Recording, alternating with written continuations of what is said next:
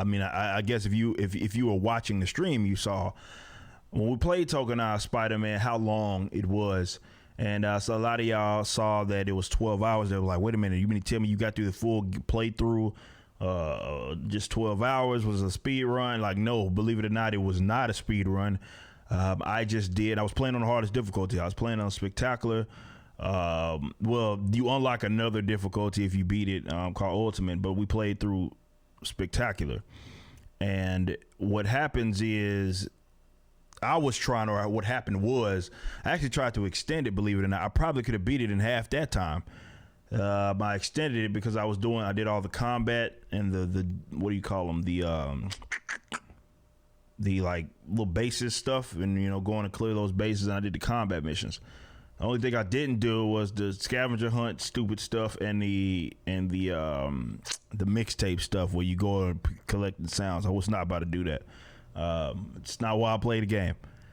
But we didn't do those two, so I guess if you wanted to do those, you could have extended it a little longer. But yes, all the combat based stuff for the most part was done. I did all the crimes. I did all the stuff that was on that little friendly fireman,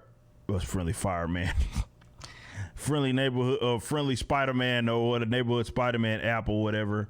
I did all those side quests. I did everything, and yes, we completed it in virtually no time. And I knew that going into it, which is why I wasn't like heavily critical of it. I brought it up, but I know some people wanted me to talk about it. They wanted to, a lot of people were confused about it. So it wasn't a full price game, by the way. It was still overpriced though. But a lot of folks had misspoke. It was like, wow, y'all paid $60 for a game and you only got 12 hours out of it. No, well, it was 50. I think I don't know how much it is on PS4, but it's 50 on PS5. It may be 40 on PS4. I'm not sure. And of course, you can't get it for the PS4. You can't get it. It was not a PlayStation 5 exclusive. So I don't think anybody bought the PlayStation 5 solely for Miles Morales, Spider-Man. Someone in the chat says, one of my mods says 50 on both. Didn't know that. Okay, so yeah, that's hella overpriced. It probably should have been a DLC, for sure. And I think maybe in the $10, $15, $20 range was probably the best thing to get the bang for your buck. But for sure, this is something that, as I mentioned, if you played the first one, you'll enjoy it. It's the same game for the most part. There's a couple of reskin Roxxons. They're like the Sable cats. The reskin of the enemies, and only really difference is that they have with the venom powers and stuff of Miles. That's really the only differentiation. Everything else is virtually the same thing, and obviously the story's different. So if you enjoyed the first one, you would enjoy this one. But I would advise, if you are one of those who cares about your dollar going the long way, if you will, then you probably should wait until that price goes down, because it's hella overpriced at $50, because you're only going to get 12 or so hours for doing all the combat stuff.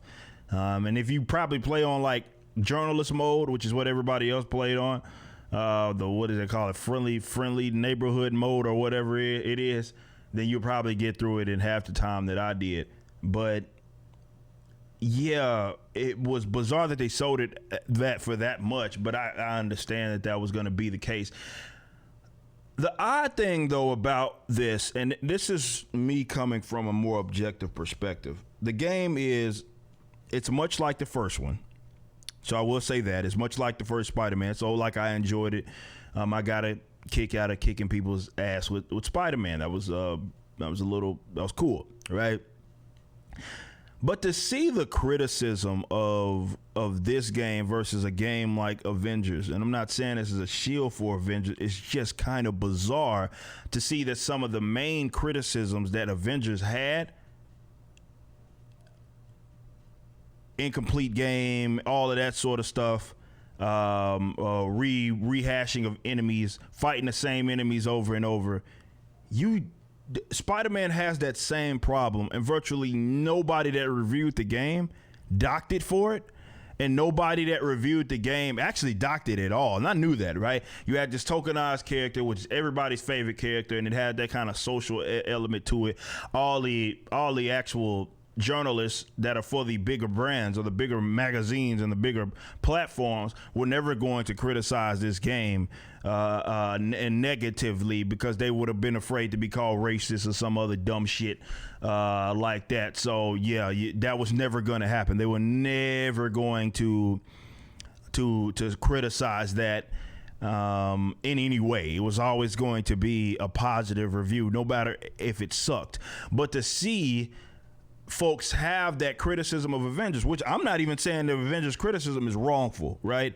I'm not saying that is wrongful. I've criticized that damn game myself, having played it. Funny thing is, I only spent $10 more on Avengers, and I got way more damn gameplay out of that game than I got for this. But hey, live in the words of Jim Sterling, live service. I'm pretty sure those types of guys enjoyed this shit. Young Years of the world probably enjoyed it, because Young Year was fucking screaming like a schoolgirl that, oh, well, this is the game that Avengers should have been. This is the game that Avengers should have been. I'm done with Miles Morales Spider-Man. I'm not touching that shit ever again. Maybe if I'm bored 3 years down the line. But the game's defeated. I have nothing else to work for, right? So it's hilarious to see that people criticize one thing. Like, you can basically put out a half-ass product, oversell it, and so as long as, I guess, you give people cinematic interactive movies, which is what that game is. The main story is basically an interactive movie. You're just going on for the fucking ride.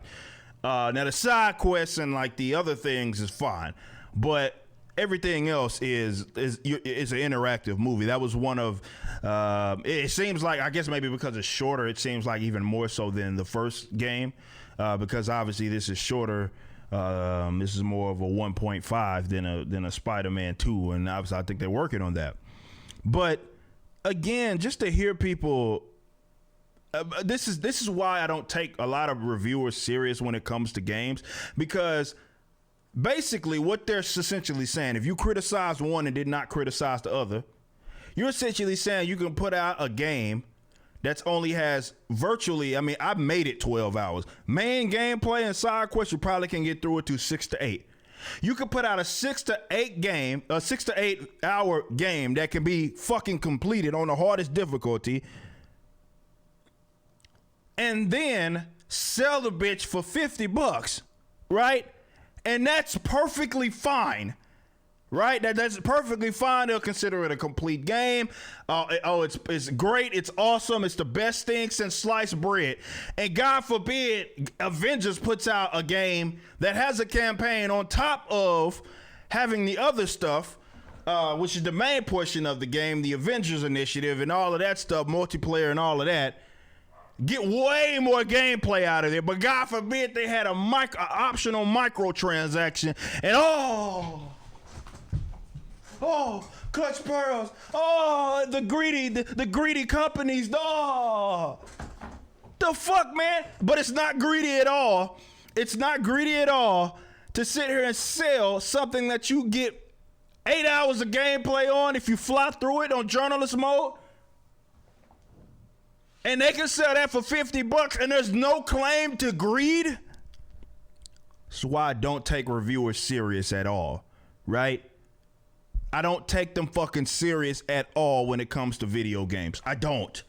I simply don't, because they will criticize one game for one thing, and then the other game does the same shit, and it's like, well,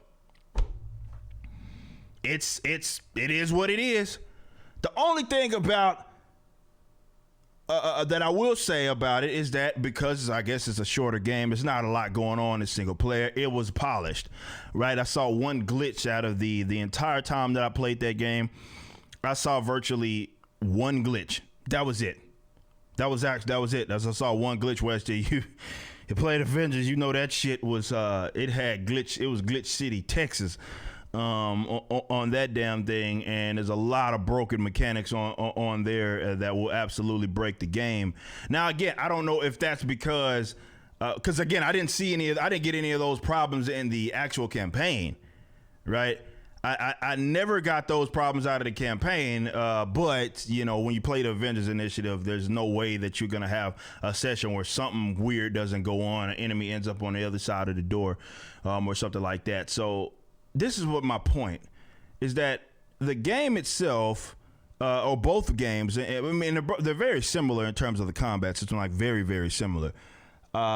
This is why I said that people comparing it to Ultimate Alliance was wrongful. I said if there was to be a comparison, definitely in terms of combat, Spider-Man, which had just come out, is the closest thing to it. Not Ultimate Alliance. Is very, very similar. I can actually, as I was playing that, imagining that Spider-Man, they could virtually bring this version of Spider-Man, which they won't, it's a different company, onto the actual Avengers thing, Avengers Initiative, Avengers game, and it could virtually play the same thing. So yeah, like it's just bizarre to kind of see how people criticize things or lack thereof. Like, both games obviously deserve criticism, some in part for the same thing. But like, when to hear people talk about Avengers because you fight robotic enemies, they do have variation. They're just all robotic, except when you fight those resistance guys.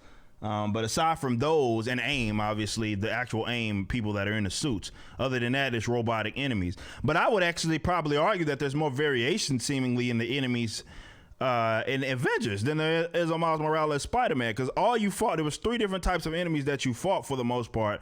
It was Roxxon, it was the Antifa cats, right? The underground, and it was, then you had those like you had the jail guys, and then you had like the criminals, right? The actual criminals. It was pretty much the same fucking thing, right? It was pretty much a same. It was the same thing, you know. You fought the same enemies over and over, and in fact, it was the Roxxon guys were just reskins of the Sable Cats in the previous game. But I have not seen one of these content creators or these reviewers call Insomniac greedy for putting out a near full price game. A near full price game, only $10 lower than full price, for a game that you only got. I got more hours out of Avengers than I got out of this, objectively speaking, because I'm fucking done. I have no reason to play Miles Morales Spider-Man. There's nothing to fight for, right? I have anything. I got all the skills. I get 3 extra skills, I guess, if I go through New Game Plus, but that's it. I'm done. Like, there's nothing else to do. I don't take people serious when it comes to reviewing games. Both of those games did things that were virtually inexcusable. The thing about me is that I can criticize them fairly. Because, yeah, what they both did was inexcusable. And I'm not going to make excuses for either one of them. Right? The rehashing of the enemies, the bugs, the obvious bugs and the issues with Marvel's Avengers, I have no problem saying that. But I can't let Miles Morales tokenize Spider-Man because everybody, likes this character. It is everybody's favorite tokenized character. I can't let that game get a pass. Now the journalists will. Don't take them serious. Don't take them serious.